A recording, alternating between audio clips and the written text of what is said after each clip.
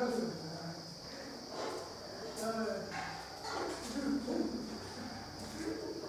Friends, good morning to all. हम लोग आज 12th केमिस्ट्री टॉपिक तत्वों के निष्कर्षण के सिद्धांत एवं प्रकरण, जो कि पार्ट 3 है, हम लोग इसके बारे में आज पढ़ेंगे। हम लोग पिछला क्लास में धातु कर्म के अंतर्गत कौन कौन सा प्रक्रिया अपनाते हैं इसके बारे में पढ़ रहे थे। तो सबसे पहले पढ़े थे हम लोग कि इसमें अयस्कों का सांद्रण करते हैं, अयस्कों का सांद्रण करते हैं। उसके बाद हम लोग पढ़े थे कि धातु के ऑक्साइड की प्राप्ति करते हैं, धातु की ऑक्साइड की प्राप्ति करते हैं। और तीसरा में पढ़े थे कि धातु की प्राप्ति करते हैं, धातु की प्राप्ति। और चौथा नंबर देखे थे कि धातु का शुद्धिकरण किए थे, धातु का क्या किए थे, शुद्धिकरण किए थे। और पहला नंबर देख लिए थे हम लोग कि अयस्कों का सांद्रण क्या है, इसके अंतर्गत कौन कौन सा विधि अपनाते हैं। अयस्कों का सांद्रण क्या है और इसके अंतर्गत कौन कौन सा विधि अपनाते हैं। और अयस्कों के सांद्रण में हम लोग फेन प्लवन विधि, गुरुत्वीय पृथक्करण विधि, चुंबकीय पृथक्करण विधि, द्रव्य धावन विधि और उसके बाद निक्षालन विधि देख लिए थे। और आज हम लोग देखेंगे कि धातु के ऑक्साइड प्राप्त करेंगे और उसके बाद धातु की प्राप्ति करेंगे। तो धातु के ऑक्साइड प्राप्त करने के लिए हम लोग को दो विधि पढ़ने के लिए है। एक का नाम है जारण या भर्जन, दूसरा का नाम है निस्तापन। एक का नाम है जारण या भर्जन, दूसरा का नाम है निस्तापन। और धातु की प्राप्ति के लिए हम लोग को दो विधि पढ़ना है, एक है प्रगलन और एक है एल्यूमिनोथर्मिक। एक है प्रगलन और एक है एल्यूमिनोथर्मिक। तो हम लोग आज स्टार्ट करते हैं। तो आज हम लोग देखेंगे धातु की प्राप्ति देखेंगे, धातु के ऑक्साइड की प्राप्ति देखेंगे और धातु की प्राप्ति देखेंगे। तो इसके बारे में आज हम लोग पढ़ेंगे, उसके बाद आगे की ओर बढ़ेंगे। देखते हैं, कहता है कि धातु के ऑक्साइड की प्राप्ति में सबसे पहले है हम लोग को जारण या भर्जन। कहता है कि सांद्रित अयस्क को वायु के उपस्थिति में, सांद्रित अयस्क को वायु के उपस्थिति में उसके द्रवणांक कहिए या गलनांक कहिए, उसके द्रवणांक बिंदु से कम ताप पर, यानी कि कोई बिंदु है द्रवणांक, मान लेते हैं कि कोई बिंदु द्रवणांक 100 है, तो इससे कम ताप पर, इससे ज्यादा ताप पर हम लोग लेकर नहीं जा सकते हैं। तो इससे कम ताप पर गर्म करने के विधि को क्या कहते हैं, जारण या भर्जन कहते हैं। तो सांद्रित अयस्क को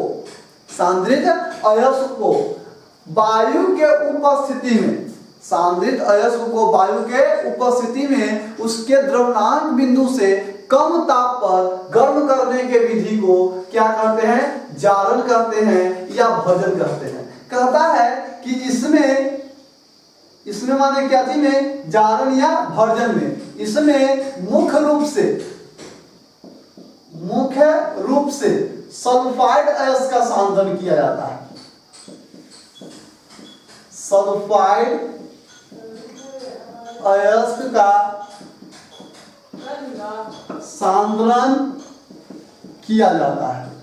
इसमें मुख्य रूप से सल्फाइड अयस्क का सांद्रण किया जाता है और इसमें sulphur dioxide SO2 gas, sulphur dioxide gas मुक्त होता है, सल्फर डाइऑक्साइड गैस मुक्त होता है। इसमें मुख्य रूप से सल्फाइड अयस्क का सांद्रण किया जाता है और सल्फर डाइऑक्साइड गैस मुक्त होता है, यानी कि इसमें धातु के ऑक्साइड प्राप्त करेंगे।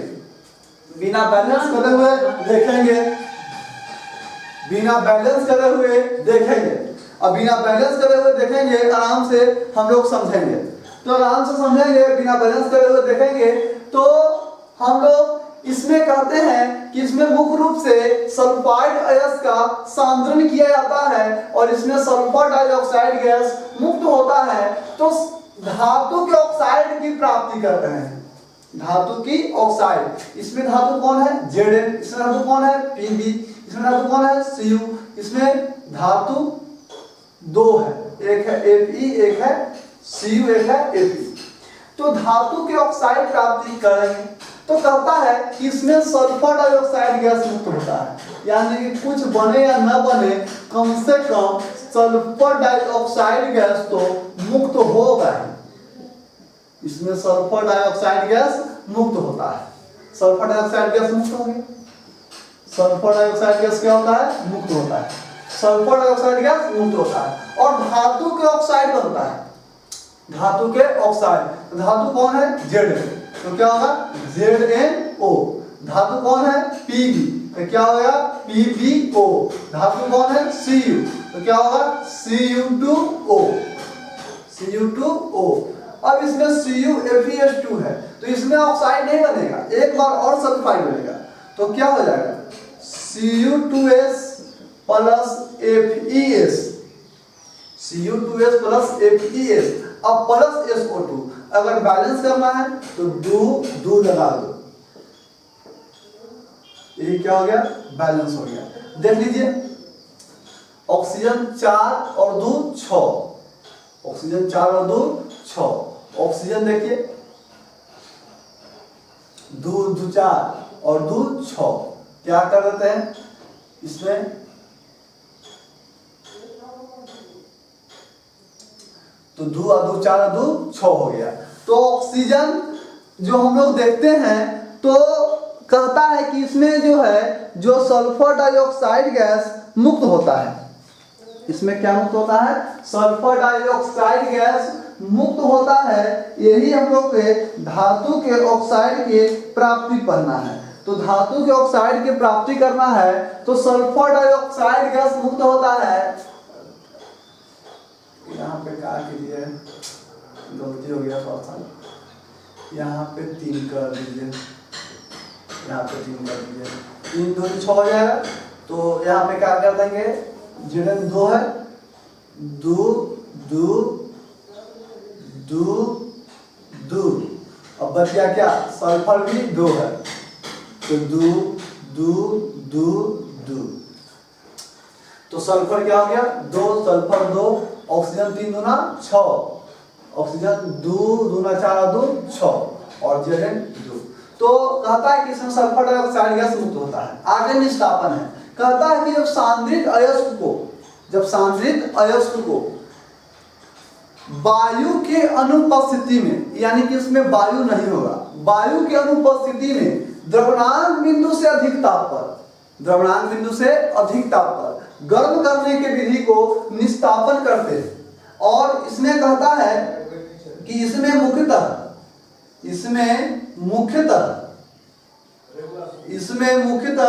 कार्बन डाइऑक्साइड, यानी कि इसमें मुख्यतः कार्बोनेट अयस्क, कौन अयस्क? कार्बोनेट अयस्क का सांद्रण किया जाता है। कार्बोनेट अयस्क का सांद्रण किया जाता है। कार्बोनेट अयस्क का सांद्रण किया जाता है और इसमें जो है जो कार्बन डाइऑक्साइड गैस मुक्त होता है।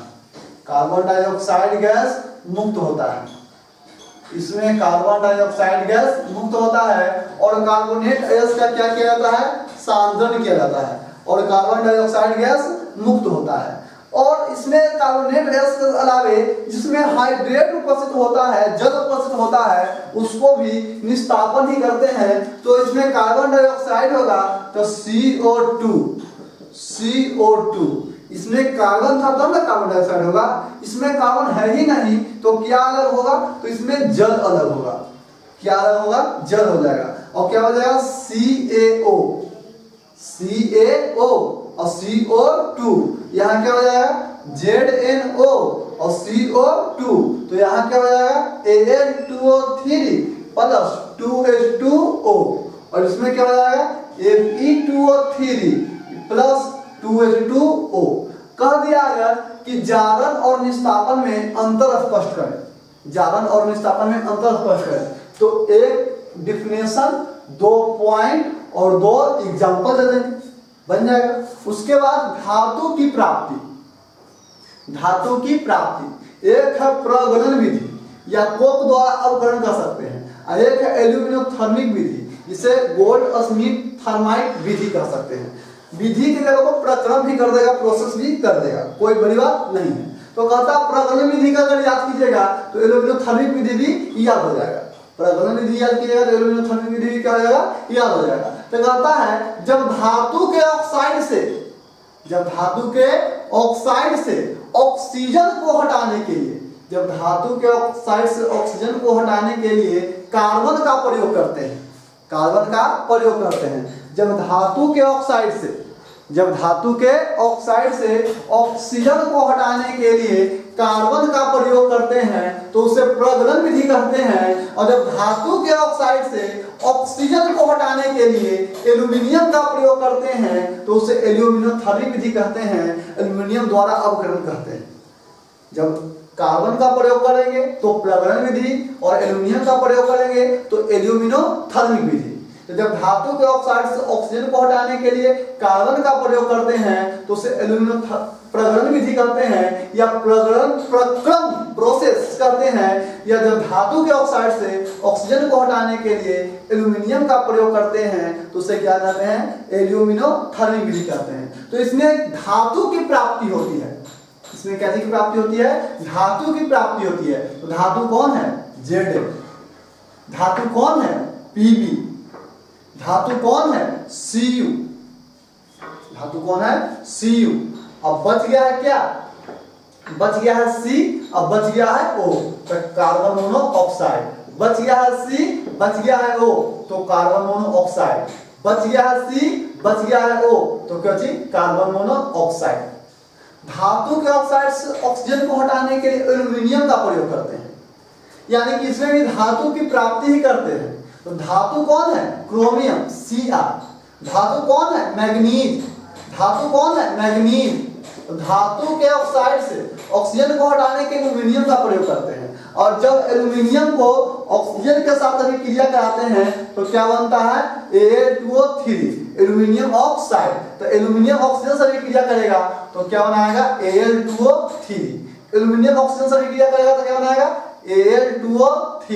एल्यूमिनियम ऑक्सीजन से अभिक्रिया करेगा तो क्या बनाएगा, Al2O3। तो कहता है कि जब धातु के ऑक्साइड से ऑक्सीजन को हटाने के लिए कार्बन का प्रयोग करते हैं तो उसे प्रगलन विधि कहते हैं। और जब एल्यूमिनियम का प्रयोग करते हैं तो उसे एल्यूमिनोथर्मिक विधि कहते हैं।